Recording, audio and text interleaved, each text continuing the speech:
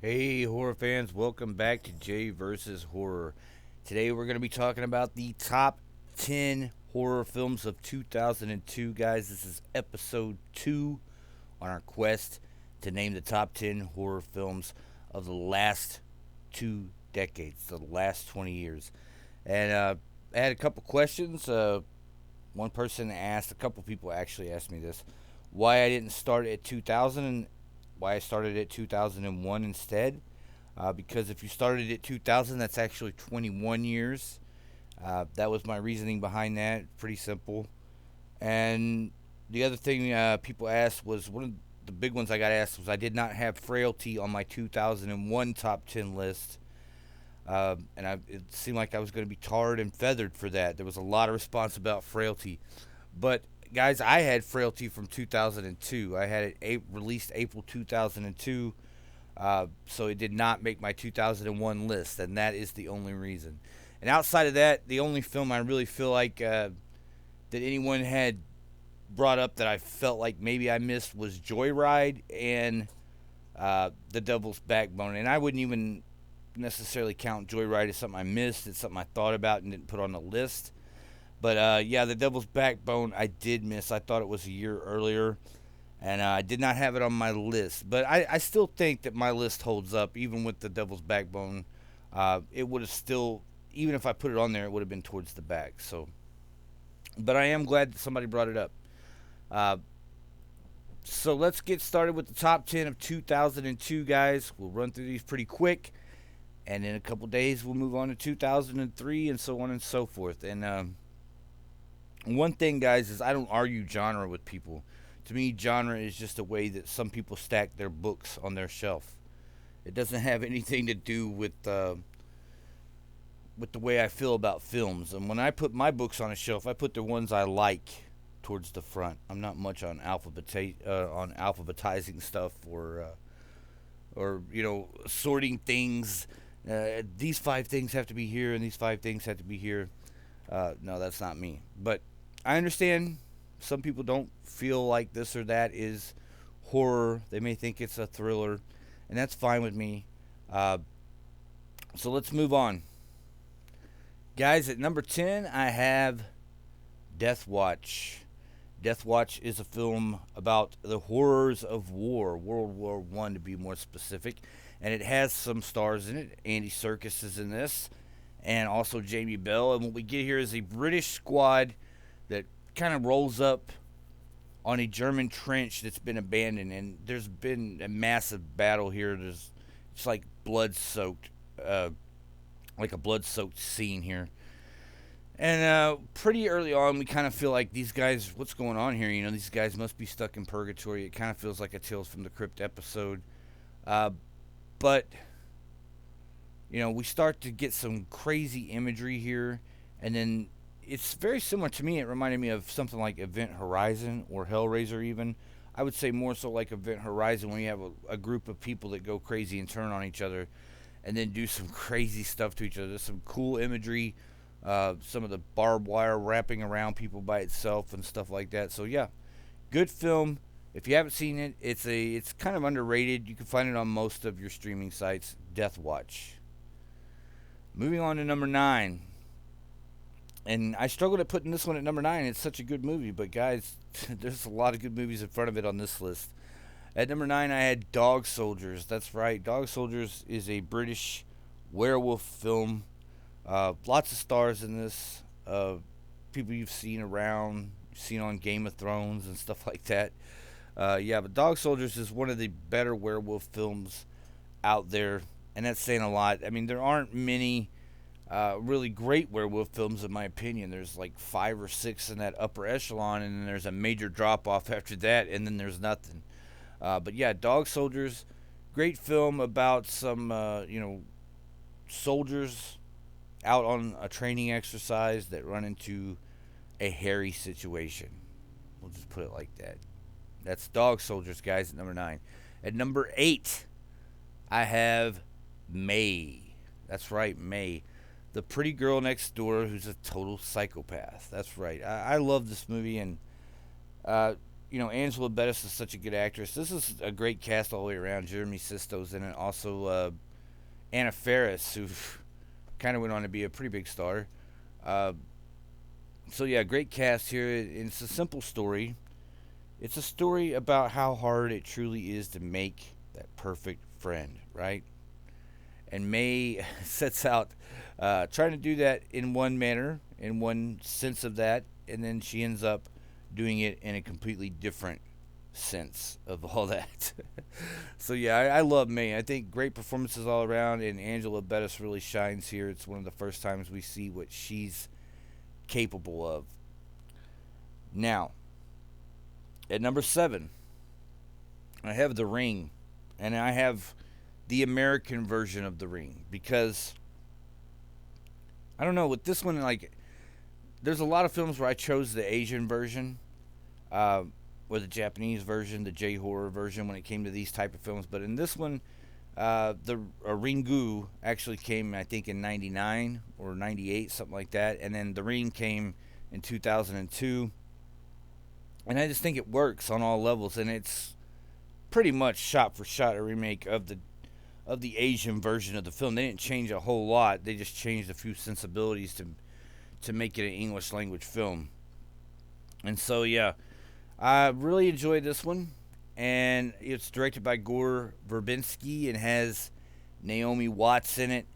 Uh, Kind of an unusual casting choice, I thought, even at the time, because I mean, she's a pretty talented actress. I was surprised that she was willing to jump into the fray here in a movie like this, but it's a great film, and it's one of the few films I can remember. I saw it at the theater, and the end scene of this movie, people were losing their minds in the theater. They were screaming, they were jumping, all kinds of stuff.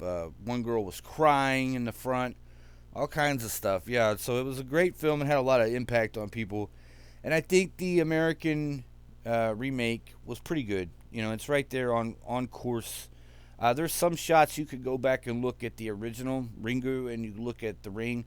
There's some shots that are just like when the guy's walking down the street and it's raining hard and there's people all around him. You free frame that and you go look at it in Ringu and it's the same shot. I mean, like the people are positioned the same and everything that are walking around him. It's odd that it's that, on the nose. But yeah, good film. Moving on. At number 6, I have Cabin Fever from Eli Roth. A couple good reasons to have Cabin Fever on this list. One, it's a decent film. Look, it's not, to me, it's not a knockout film, but there's things in it that are very memorable, especially that scene where the girl's shaving her leg. Oh, God. Oh, to this day, bothers me. But yeah, there's things that really work well. And what we got out of this really was Eli Roth. I mean, we got to see Eli Roth's take on horror, and we've been dealing with it ever since, right? All the way down to his history of horror on AMC and all that stuff. I love Eli. I know a lot of people aren't big fans of his, but I am. I like him as an actor. I like him as a director. Just as a guy you might want to hang out with and drink a couple beers and have a conversation with. But this film is about a bunch of friends who go camping and find out there is I guess the best way to put it would be virus or disease that just happens to be in the woods. We get a little bit of an explanation towards the end of why all this may be happening. But in the meantime, we see some pretty, despicable, ordinary characters here, and they start to turn on each other and plot on each other, and as things slowly deteriorate, we see that how they truly are in the film, which I think is another interesting point the film makes. Moving on. At number 5, guys, I have The Eye. This is from the Pang brothers, and it's a J horror film that never gets talked about. They remade this later on in like 2008 with Jessica Alba, and even the remake was good. But The Eye is absolutely one of my favorite J horror films out there, period. No question about it. This is a terrifying film, man. The first time I saw it, I don't get scared anymore. I always complain about. I don't complain about it. What I complain about is other people who complain about it when they say I'm too I just don't get scared anymore. I haven't seen a scary movie in 25 years, and the first thing I want to do is be like, you're 35 years old. That's why. I mean, when you get past 10 or 12, at the latest, you're not supposed to be scared of shit that's made up anymore. When you know something is make believe, it's been put forth for your entertainment, then it's really hard to get terrified about stuff. Well, it's interesting I would use that word terrified because there's a few films that have caught me off guard in the last few decades, the last couple decades. I would say The Eye is one of them. There's especially one terrifying scene in there, and then Terrified or Alterados from Spain is another one that really got me. So I think it's from Spain. Who knows, right? Uh, but yeah, The Eye. This woman goes in to get an ocular transplant. She cannot see. She's totally blind. I think even in the remake, Jessica Alba does a really good job with this part. But this one is more organic and it feels more creepy. The atmosphere is darker. And after this woman has this ocular transplant, of course, in the typical Twilight Zone fashion of a twist, she's going to start seeing things that other people can't see instead of just seeing normal things, right? And she starts to see all these ghosts around the hospital where she has the transplant and in her building. And man, there is a terrifying scene in this film where she is trapped in an elevator with a dead person, basically. And they parodied this in Asia. That's how famous it is. I mean, they made a sequel to this movie, a couple sequels, I think. Uh, but it just never caught on here in the United States. I think what happened was uh, people got J horrored out, is what happened. You had The Ring, and then you had The Grudge, and then, on and on and on. By the time they got to The Eye, people were like, yeah, we get it. And they just weren't paying attention anymore. And it's sad because this is a really good film. It's really one of the best. I don't think people really want to know where I would rank this one against all three of those films. So, uh, yeah, The Eye. Great film, guys. Check it out if you've never seen it. If you like scary, like, horror, I think you like The Eye. At number 4, I have, wait for it, Frailty. That's right. I didn't forget it, guys. I just had it in 2002, and maybe I'm wrong. Maybe I got bad information or something. But yeah, Frailty. Matthew McConaughey, Bill Paxton, of course, Powers Booth in this. I just remember the first time I saw this film. I did figure it out, by the way. I mean, a lot of people uh, didn't figure it out. I was actually watching it with two people who didn't figure it out, and I was trying to tell. I kind of figured it out by accident. I won't lie. It wasn't like I was, I'm so super smart and I figured this out. I was just sitting there thinking. I was like, wouldn't it be interesting if this was all real, like this was all really happening, and this guy's not crazy? And of course, that's the way they went with it at the end, and everybody was shocked, but me. But I thought it was a good film. I think there's some great performances here. Man, Bill Paxton's performance in this is one of his best. And if you just want to go back and watch something good that Bill Paxton did, go back and watch this one. Of course, there's Near Dark and all his smaller parts and Predator 2 and Aliens and all that stuff. But yeah, I really enjoyed this one where he plays a dad who seems to be losing his mind and is dealing with a headstrong son who, I think we're supposed to relate to one child and to a certain point of this film, and then we're supposed to relate to the other one. But really, it's the same. There's a little trick to the movie. If you haven't seen it, I probably shouldn't give it away. But yeah, go check it out. Frailty is a good film. When I first saw it, I remember thinking, like, was this written by Stephen King? It just kind of had that feel to it. But it wasn't written by Stephen King. And I think it's a great film. It works on a lot of different levels. It's a good serial killer film. It has a supernatural angle to it that's nothing like what you're used to seeing. And it kind of makes you start to question some things. So, great film, great performances all around. You have to check out Frailty if you've never seen it, guys. It's worth a watch, even if you think the plot line that it takes here, or the angle that it takes on this, even if you think that that's cheesy or it's not something that you're willing to buy into, I think the film is still definitely very good. At number 3, guys, I have Irreversible. That's right. Oh man, what a tough film. And a lot of people say, Jay, that's not a horror film. This is another one where I have to defend it. I don't really care what other people think. To me, it's pretty horrific, and I think if you find yourself in that situation and you could find yourself uh, horrified in the moment, then yeah, if it evokes that emotion in you truly, then why not? It's a horror film, and Irreversible definitely does that for me. Um, there's some great gore scene in here. The movie starts off with a really good gore scene that grabs you and pulls you in. Uh, there's only 14 scenes in the whole movie, and it plays out in reverse order. Uh, I've often thought about going back and rewatching it from the end to the beginning, just to see how that played out. But I really think it's the same impact if you look at it, and it may even be more. Uh, you have the great gore scene at the beginning that draws you in. There's a horrific rape scene. I don't even want to call it a rape scene because to me it's more than that. You know what I mean? I don't know how to explain it. I'm not a big fan of rape on film. I think that a lot of times it could be implied instead of shown. But in this particular film, I feel like there is no film without that scene, and it's a very good film, so it's worth it, in my opinion, to have that scene. I don't want to spoil it, even though like I did. It's a rape scene, but I mean it's more impactful than that. How else can I explain that?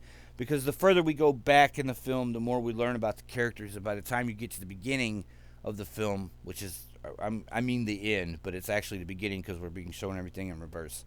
But by the time you get to that point, you have found yourself to care so much about these characters that the actions and the things that have happened to them down the road are far more impactful and sorrowful. At number two, guys, I have Ju-On. That's right, another J horror film, and you have to go with Ju-On. It's a great film, The Grudge, as it's known here in the United States of America. The Grudge, yeah, and not the one with Sarah Michelle Gellar. No, this is The Grudge from Japan, and man, what a great movie! And this one, I like the American version too, but it's another one where I feel like, with these type of characters, when you look at the supernatural characters in the film, I should just say the ghost. I think they work better in the Asian setting. I don't know when they try to add. What was the point of the American version of this film? I mean, honestly, they said it in Japan, so really the only point of the American version of this film was to add English-speaking characters to the story. Uh, the American version was directed by Sam Raimi. Of course, it had Ted Raimi in it, and Sarah Michelle Gellar. It's a fun movie, but I have to go with the original on this one. And I think if you love good ghost stories, you got to go check out Ju-On, a great story about revenge and hate and rage and the bad things that can be left behind, the stain that can be left behind when something terrible happens, right? So yeah, go check out Ju-On. If you've never seen the original version, the Asian version, trust me, it's worth it. Go check it out. At number one, there could only be one number one. And for this year, it's definitely 28 Days Later. That's right, guys. Danny Boyle's fast-moving zombies. And a lot of people will tell you, they aren't zombies, man. They're not zombies. They were infected by a rage disease. Yeah, that's true. It's not a lie. But where do you think the idea for this movie came from? And why do people get hung up on stuff? Are these zombies and the crazies? No, they're not zombies. Are these zombies? No, they're not technically zombies. They didn't die and come back to life. They got a disease and then became, mad from it. But it's close enough. They act like zombies. I mean, I can't see us having this argument while they're chasing us. That's what I'm saying. I don't think if they're chasing us, we're going to be yelling at each other about whether they're zombies or not. But great stuff here. Naomi Harris gives an awesome performance, I thought. Brendan Gleeson. This is one of the first times I noticed him, and he's a great actor from England. Also, Cillian Murphy. This is one of the first times I remember seeing Cillian Murphy, and then he went on to do another film with Danny Boyle called Sunshine, which is another great film that's very underrated. And then, of course, he went on to play Scarecrow in the Batman movies. Also did some work with Wes Craven in Red Eye with Rachel McAdams, which is another pretty damn good film from that era. So yeah, guys, I have 28 Days Later. It's a story about the end of the world. Guy wakes up in the hospital. Where have we seen that before? That's what I always say about The Walking Dead. That's why, to me, Walking Dead is like they took all the zombie stuff, they took all the cliches, and they put them into a giant pot, and they just threw it at the wall. And they're like, whatever sticks, that's what we're rolling with. And so the beginning of 28 Days Later apparently did stick. And yeah, a guy wakes up into the world. What are you gonna do? He starts searching the streets of London, drinking hot Pepsi. That's what I remember. And slowly runs into one person after the next, trying to find somebody he can trust at this juncture. And the end, I think it's just a smartly done film because it's a concept film. Basically, that this guy wakes up at the end of the world and there's all these rage zombies, like they're running at people and stuff. And so that's a concept. But when you really look at it, the story that's behind this film is really great too, and such great writing. The film, it's one of those on the road films, but with zombies, right? And so we see these characters traveling around and trying to get to safety, only to find that, what do we always know about zombie films? What did George Romero teach us about zombie films? It's not the zombies you got to worry about, folks. It's the people, right? And so that was it, guys. That's number one, 28 Days Later. I had fun doing this list. I've had fun doing the first two. I imagine I'll have fun doing all of them.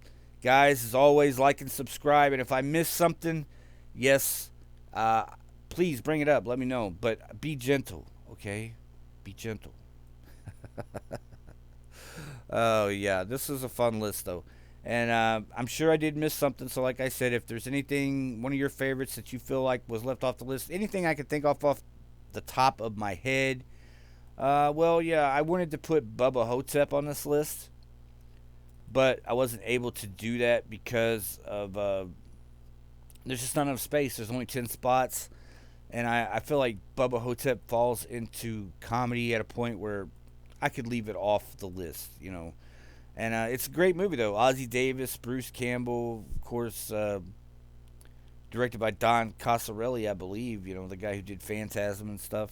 But it's a lot more comedy than Phantasm.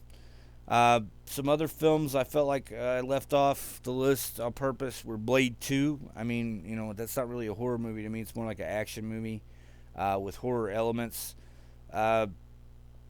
The Carrie remake, which also stars Angela Bettis. I didn't put that in here. Cube 2, good film. Dark Water, which is another great J horror film that just I couldn't get it in this one. Darkness with Anna Paquin is a decent film. There were quite a few, actually. Eight-Legged Freaks was another one with David Arquette I thought about putting on the list. I just didn't make it. Ghost Ship, which has one great scene in the movie and the rest of the movie is trash, right? I would say it's trash. I'm sure somebody out there loves it. And I know that opening scene gets a lot of love. And that opening scene almost got this film a number 10 spot on my list. But when you look at the rest of the film after it plays out, after that opening scene, it's just not that great. Another one that I thought about putting on here, but I couldn't quite do it, was Rose Red. The mini Stephen King miniseries from 2002, Nancy Travis, Julian Sands.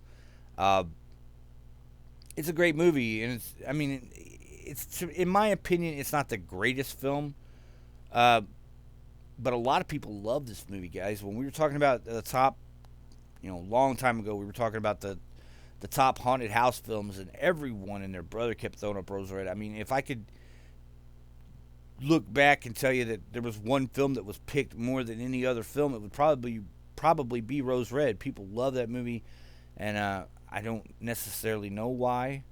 I just know they do. I mean, I went back and rewatched it. I've watched the making of Rose Red and everything, trying to understand, because to me, Rose Red is like an amalgamation of a bunch of other haunted house films that Stephen King put together with a kind of halfway true story about the Winchester house and turned into a miniseries that he didn't even write a book about. I think there was a book later after the movie, right? A novelization, but it's not a Stephen King novel that they turned into a movie. It's an idea he came up with on the fly to do a ABC miniseries, and they bought into it to the tune of like $40 million. And a lot of people love Rose Red. No problem with that. Hey, I love Stephen King myself, and if I was going back and if we were just talking about Stephen King miniseries, Rose Red would probably make the top 10, guys. But that's all we have for today, guys. Thank you for hanging out and listening to me talk about my top 10 films of 2002. We'll be back in a couple days with my top 10 films of 2003, guys. This is only our second installment of 21 installments. By the time we get to the end of 2020, we will have the top 10 films of the last 20 years for you guys. That's all we've got today, and we will talk to you the next time we got something worth talking about. Bye, guys.